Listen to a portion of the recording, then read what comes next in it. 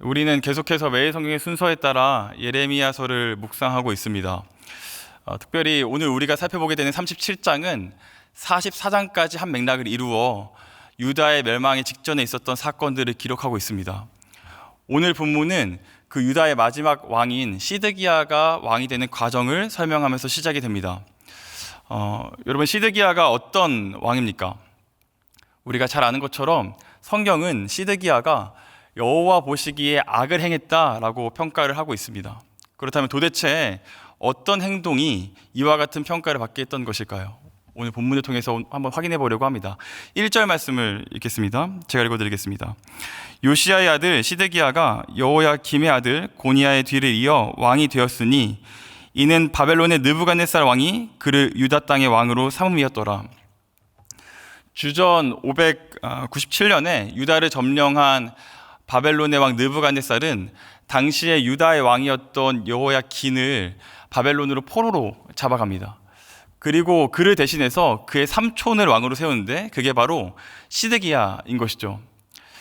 이와 같은 배경을 통해서 보면 우리는 시드기야의 왕권이 철저히 바벨론에게 종속되어 있다는 사실을 확인해 볼 수가 있습니다.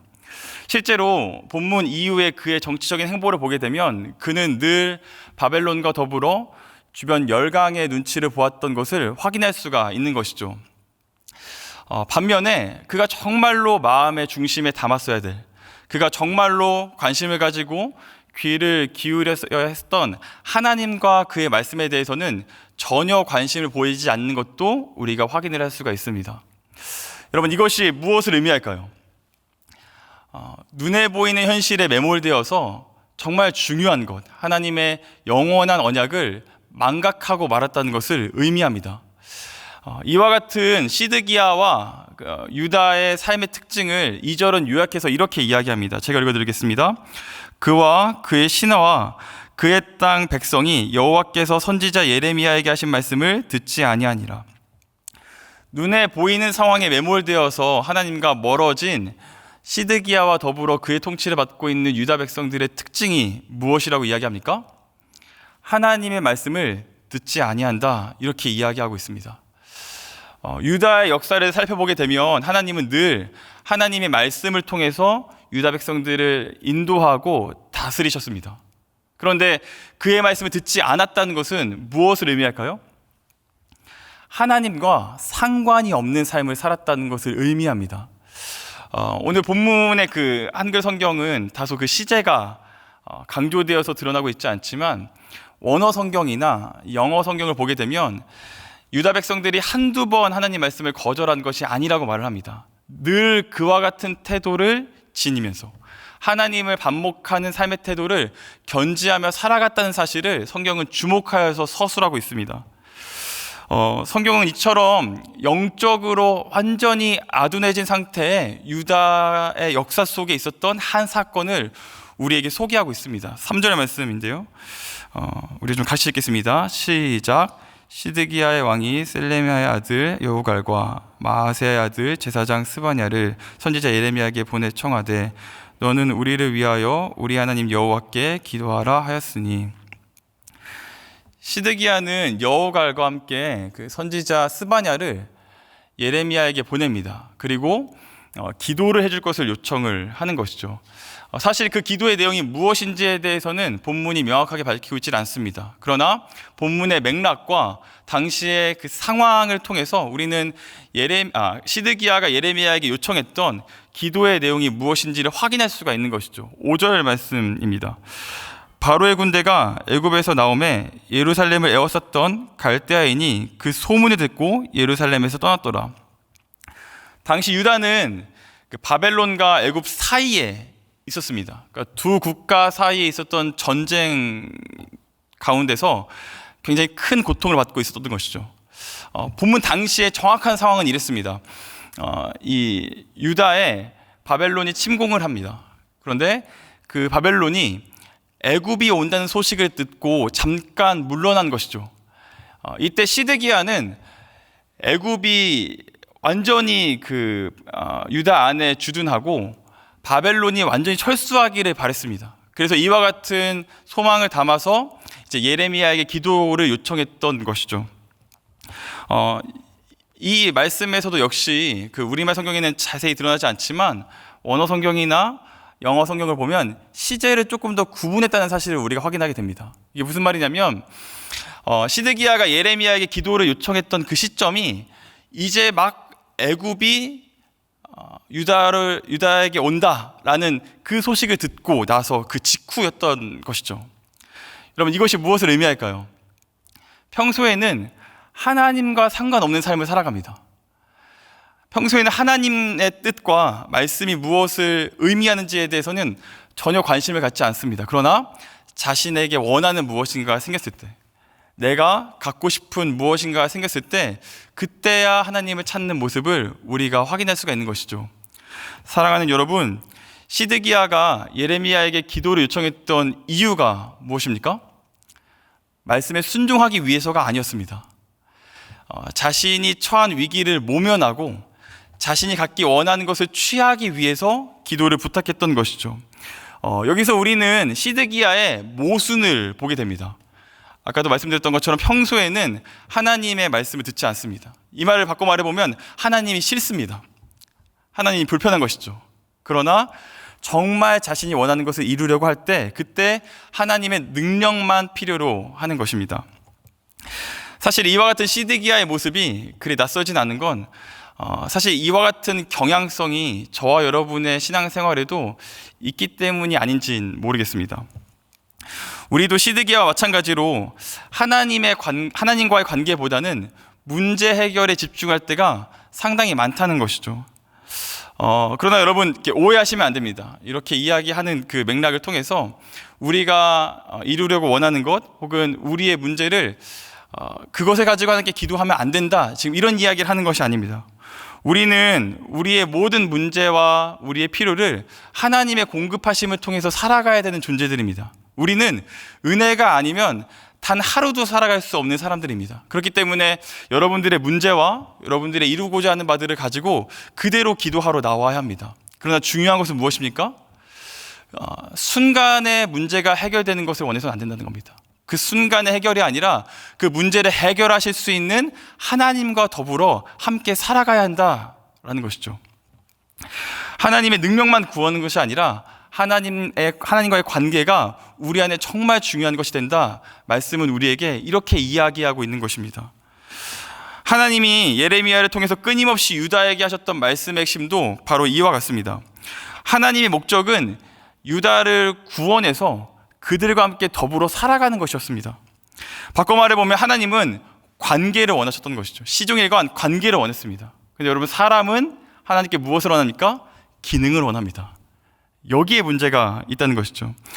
그래서 예레미야서가 계속해서 반복하는 돌아오라는 것은 삶의 자세를 바꾸어서 어떤 모습과 형태를 갖추라는 의미를 말하는 것이 아닙니다. 그 관계 안으로 돌아오라는 것이죠. 예레미야가 말하는, 예레미야서에서 계속해서 강조하는 회개와 돌이킴의 끝에는 그래서 한 사람의 괜찮은 삶의 모습이 남는 것이 아니라 하나님과의 관계 회복이 남게 되는 것입니다. 사랑하는 여러분, 이 자리에도 분명히 다양한 문제를 가지고 기도의 자리를 찾으신 분들이 계신 줄로 압니다. 그 모든 문제가 하나님을 통해서, 하나님의 은혜로 인해서 해결되기를 축원드립니다. 그러나 그보다 더 원하는 것은 그 끝에는, 문제의 끝에는 하나님을 더욱 사랑하고 그분을 소유하고 그분을 의지하는 일이 있게 되기를 주님의 이름으로 축원합니다. 그래서 기도를 시작할 때는 분명히 나의 문제와 나의 원함으로 시작했지만 그 끝에는 하나님을 의지하게 되고 문제가 보이는 것이 아니라 하나님만 보이게 되는 은혜가 있기를 주님의 이름으로 축원합니다. 하나님은 이와 같은 모순적인 시드기야의 요청에 대해서 응답하십니다. 그리고 그 내용이 6절에서 10절에 기록되어 있는데요, 그 내용을 이렇게 나누어서 보면 총 3가지로 볼 수가 있습니다. 우리 화면에 띄워주시면 제가 좀 설명드리겠습니다. 첫째, 애굽의 도움으로 바벨론의 위협에서 벗어나려는 시드기야의 계획은 이루어지지 않을 것이다. 둘째, 바벨론 군대가 예루살렘을 떠날 것이라는 생각에 스스로 속지 말아야 한다. 셋째, 유다의 공격으로 바벨론 군대의 부상자만 남게 되더라도 그 부상자들이 일어나 예루살렘을 파괴할 것이다. 여러분 어떻습니까? 예레미야를 통해 시드기야에게 전달된 하나님의 응답은 너무나도 처절할 정도로 절망적입니다. 시드기야 입장에서 보면 지금 원하는 것이 단 하나도 이루어지지 않는다는 것을 응답으로 받게 된 것이죠. 그래서 도대체 하나님은 왜 이와 같은 응답을 하신 것일까요? 9절에 보면 의미 있는 한 표현이 있습니다. 9절에 스스로를 속여 말하기를 이라는 표현이 있습니다.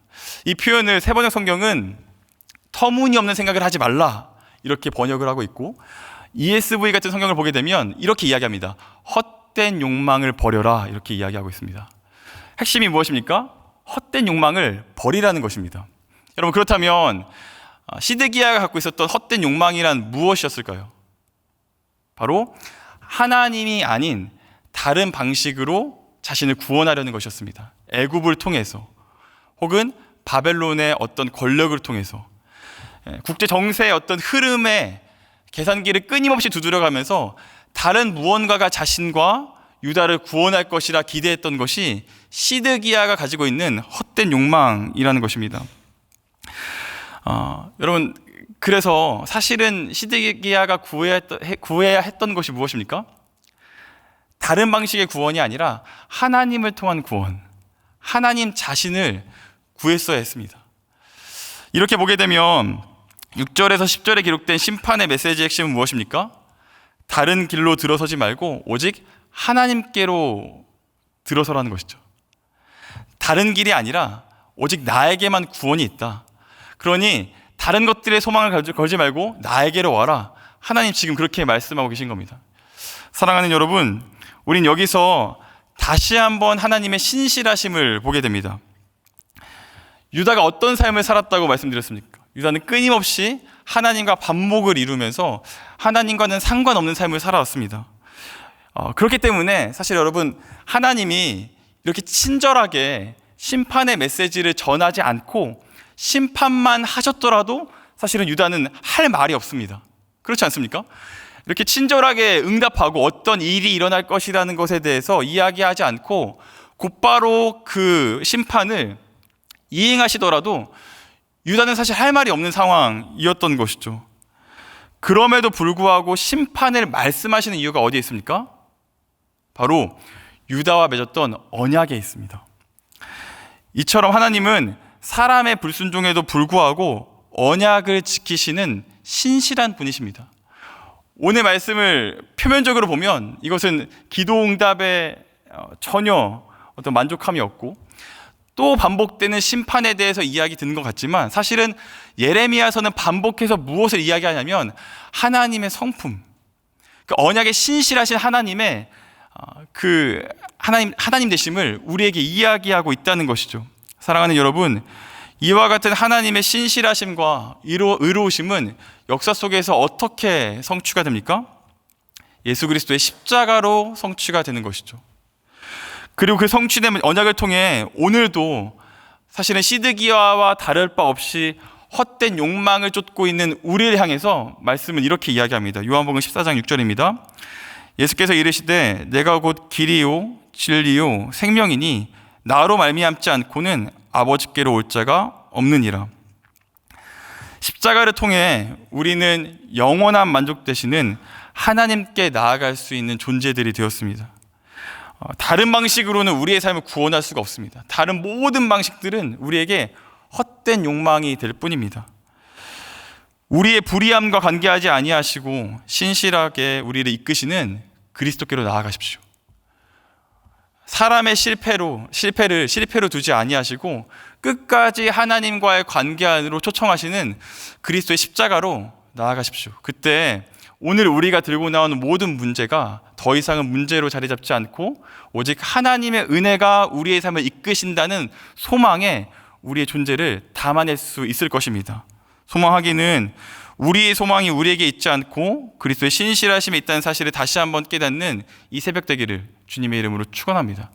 함께 기도하시겠습니다. 이제 기도하실 때 먼저 말씀을 기억하시면서 우리의 소망함이 어디에 있는지를 다시 한번 확인하시고, 헛된 욕망이 아니라 주님만을 쫓겠노라고, 주님의 은혜 가운데 우리의 삶을 다 담겠노라고 고백하시면서 여러분의 문제와 또 우리에게 앞둔 사역들 위해서 기도하심으로 나아가시겠습니다. 기도하시겠습니다.